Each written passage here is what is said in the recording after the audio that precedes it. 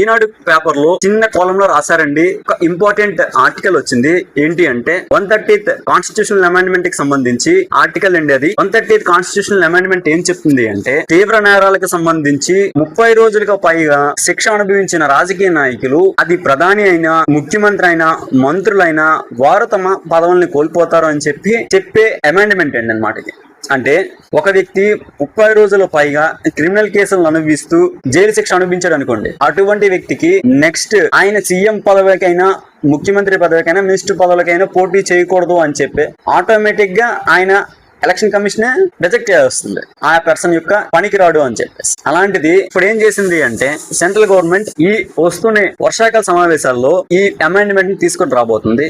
ఈ అమెండ్మెంట్ గానీ ఒకవేళ పాస్ అయింది అంటే, నేర చరిత్ర మరియు క్రిమినల్ అభియోగాలు ఉన్న పర్సన్ చీఫ్ మినిస్టర్ గా గానీ, ప్రధానమంత్రిగా గానీ, మినిస్టర్స్ గా గానీ అనర్హులు.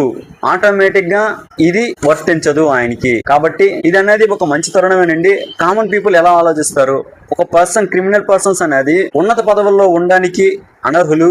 ఒక ఉద్యోగం సంపాదించాలి అంటే ఎఫ్ఐఆర్ నమోదైందా లేదని బ్యాక్గ్రౌండ్ వెరిఫికేషన్ చేస్తారు. అలాంటిది చట్టాలను తయారు చేసే వ్యక్తులు ఇలా క్రిమినల్ కేసులు ఉన్న పర్సన్స్ ని రాజకీయాల్లో ఉండకూడదనే సదుద్దేశంతో చేస్తున్న అమెండ్మెంట్ అండి. దీనికి నా పాయింట్ ఆఫ్ వ్యూలో కరెక్ట్.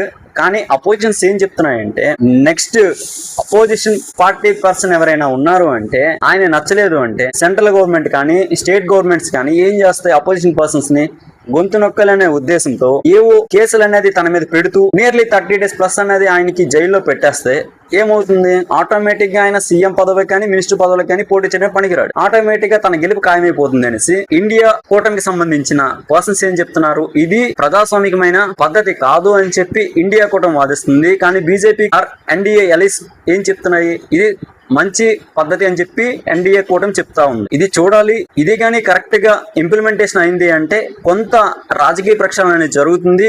కానీ ఇండియన్ కూటమి చెప్పేటట్టు సిబిఐ కానీ, ఈడీ కానీ, ఈసీ కానీ, ఎలక్షన్ కమిషన్ కానీ ఏవైనా ఒకవేళ దురుద్దేశ పూర్వకంగా కేసులు పెట్టి గట్టా చేస్తే రాజకీయాలు అనేది పోలీస్ స్టేషన్ దగ్గర చేయాల్సి పరిస్థితి రాకూడదు అని చెప్పి ఎన్డీఏ కూటమికి గట్టిగా ఎదురు నిలుస్తామని ఇండియా కూటమి నాయకులు చెప్తా ఉన్నారు. ఇదే గాని బిల్ అయితే ఈ వర్షాకాల సమావేశంలో పాస్ అవ్వాలి అని చెప్పి అంటున్నారు. అయ్యింది అంటే ఒక విధంగా గుడ్ ఇనిషియేటివ్ అయితే జరిగినట్టే. ప్రజాస్వామ్యంలో రాజకీయాల్లో కానీ ఉన్నత పదవుల్లో ఉండే వ్యక్తులు ఇటువంటివి చేయడం అనేది తప్పు.